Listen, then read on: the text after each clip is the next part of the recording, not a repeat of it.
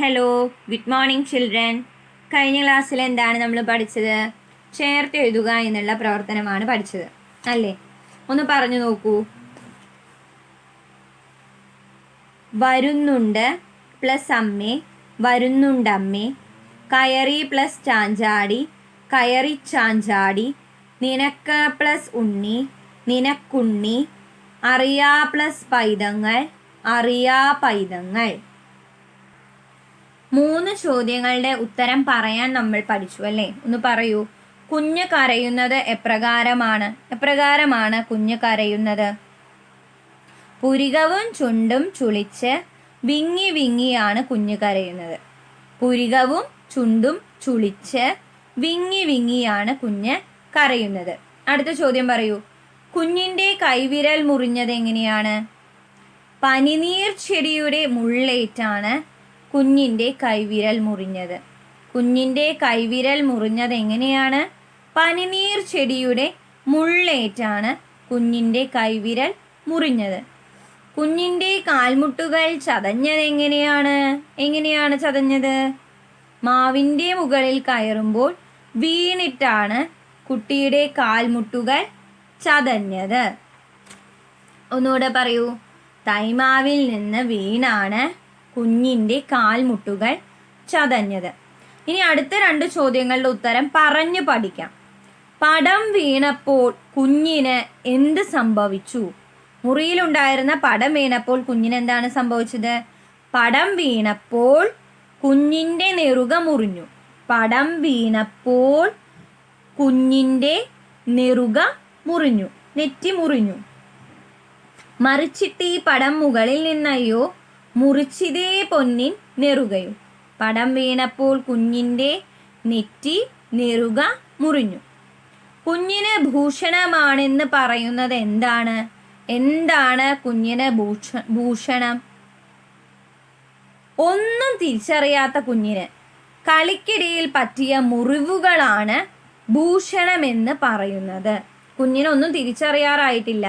തെറ്റേത് ശരി ഏതാണ് എന്നൊന്നും തിരിച്ചറിയേണ്ട പ്രായമായിട്ടില്ല.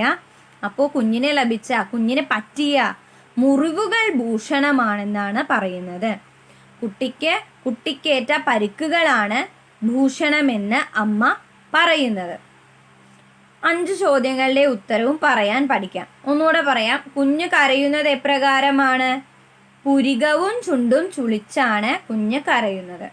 കുഞ്ഞിൻ്റെ കൈവിരൽ മുറിഞ്ഞത് എങ്ങനെയാണ്?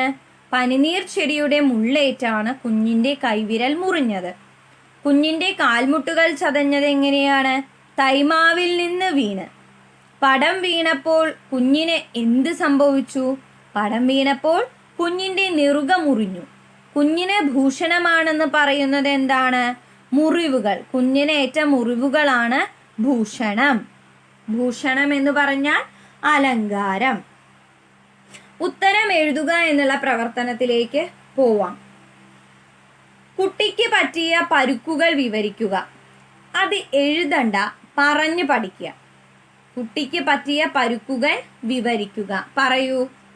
പനിനീർ ചെടിയുടെ മുള്ളേറ്റ് കുട്ടിയുടെ ചെറുകൈ വിരൽ മുറിഞ്ഞു. തൈമാവിൽ നിന്ന് വീണ് കുട്ടിയുടെ കാൽമുട്ടുകൾ ചതഞ്ഞു. മുകളിൽ നിന്ന് പടം മറിച്ചിട്ട് നെറുക മുറിഞ്ഞു. കട്ടിൽമേൽ നിന്ന് വീണ് കവിൾ മുറിഞ്ഞു. മക്കളെ, ഒരു കാര്യം ശ്രദ്ധിക്കൂ. ഇത്രയുമുള്ള ചോദ്യങ്ങളുടെ ഈ 4 ചോദ്യങ്ങളുടെ ഉത്തരമാണ് ഈ ഒറ്റ ചോദ്യത്തിൽ പറയേണ്ടത്. കുട്ടിക്ക് പറ്റിയ പരുക്കുകൾ. പദ്യം വായിച്ച കുട്ടികൾക്ക് എളുപ്പമാണ് ചോദ്യം. പറയാൻ പഠിച്ചാൽ മതി. പനിനീർ ചെടിയുടെ മുള്ളേറ്റ് കുട്ടിയുടെ ചെറുകൈ വിരൽ മുറിഞ്ഞു. തൈമാവിൽ നിന്ന് വീണ് കുട്ടിയുടെ കാൽമുട്ടുകൾ ചതഞ്ഞു. മുകളിൽ നിന്ന് പടം മറച്ചിട്ട് നെറുക മുറിഞ്ഞു. കട്ടിൽമേൽ നിന്ന് വീണ് കവിൾ മുറിഞ്ഞു. അതുമാത്രം. കട്ടിൽമേൽ നിന്ന് വീണ് കവിൾ മുറിഞ്ഞു എന്നുള്ള കാര്യം മാത്രമാണ് നിങ്ങൾ ഈ ചോദ്യങ്ങളിൽ പഠിക്കാത്തത്.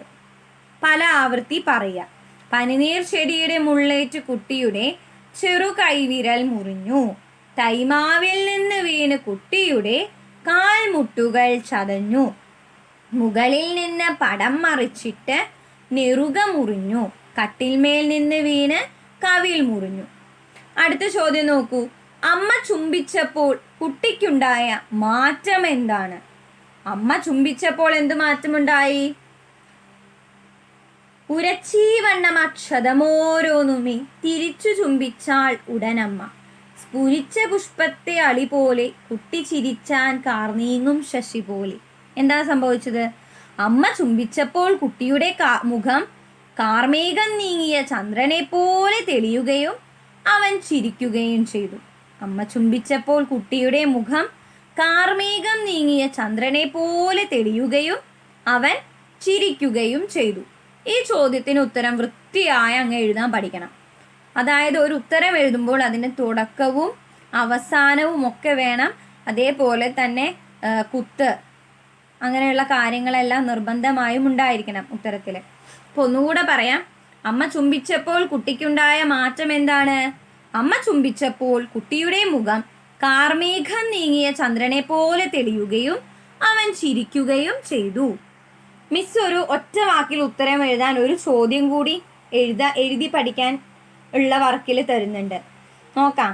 ഉത്തരം എഴുതുക എന്ന് എഴുതുക, ഡേറ്റ് ഇടുക.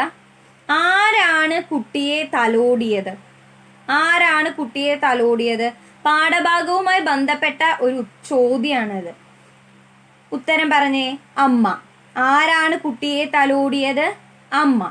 അമ്മ എന്ന് മാത്രം എഴുതിയാൽ മതി. വൺ വേർഡ് ആയിട്ട് എഴുതാനുള്ളതാണ്. ആരാണ് കുട്ടിയെ തലോടിയത്? അമ്മ. അമ്മ ചുംബിച്ചപ്പോൾ കുട്ടിക്കുണ്ടായ മാറ്റമെന്ത്? ഈ ഉത്തരം വൃത്തിയായി എഴുതേണ്ടതാണ്, വരിയായിട്ട് എഴുതേണ്ടതാണ്. അമ്മ ചുംബിച്ചപ്പോൾ കുട്ടിയുടെ മുഖം കാർമേഘം നീങ്ങിയ ചന്ദ്രനെ പോലെ തെളിഞ്ഞു. അമ്മ ചുംബിച്ചപ്പോൾ കുട്ടിയുടെ മുഖം കാർമേഘം നീങ്ങിയ ചന്ദ്രനെ പോലെ തെളിഞ്ഞു. ഒന്നുകൂടെ പറയാം. ആരാണ് കുട്ടിയെ തലോടിയത്? അമ്മ. അമ്മ ചുംബിച്ചപ്പോൾ കുട്ടിക്കുണ്ടായ മാറ്റം എന്താണ്? അമ്മ ചുംബിച്ചപ്പോൾ അമ്മ ഉന്മവച്ചപ്പോൾ കുട്ടിയുടെ മുഖം കാർമേഘം നീങ്ങിയ ചന്ദ്രനെ പോലെ തെളിഞ്ഞു. ഈ പാഠഭാഗത്തിലെ പ്രവർത്തനങ്ങളെല്ലാം നമ്മൾ പഠിച്ചു. ഇതിലെ സംഭാഷണം എഴുതുക എന്നുള്ള പ്രവർത്തനമുണ്ട്. അത് മക്കൾ എന്ത് ചെയ്യണം? എഴുതുമൊന്നും വേണ്ട, സംഭാഷണ രൂപത്തിൽ പറയുക. പാരൻറ്റിനോട് അമ്മയോട് അമ്മയുടെ ഭാഗം ചെയ്യാൻ പറയുക, കുട്ടികളുടെ ഭാഗം നിങ്ങൾ ചെയ്യുക. അങ്ങനെ പാട്ട് പാടുന്നതായി തന്നെ പറഞ്ഞാലും കുഴപ്പമില്ല. അല്ലാതെ വാക്കുകളായിട്ട് നിങ്ങൾക്ക് പറയാൻ പറ്റുമെങ്കിൽ വാക്കുകളായിട്ട് പറഞ്ഞാലും കുഴപ്പമില്ല കേട്ടോ. എഴുതേണ്ട ആവശ്യമില്ല ഈ വർക്ക്. ഇനി ഇതിൽ ചൊല്ലി രസിക്കാം എന്നുള്ള കവിത റിവിഷൻ സമയത്ത് മിസ് ചൊല്ലിത്തരാം. അതിനു മുമ്പ് നിങ്ങൾ ഈണമൊക്കെ കണ്ടുവയ്ക്കുക. ഇടശ്ശേരി ഗോവിന്ദൻ നായരുടെ പൂതപ്പാട്ടിലെ വരികളാണ്. അത് മിസ് അടുത്ത ക്ലാസ്സിൽ ചൊല്ലിത്തരം ചെയ്യാം.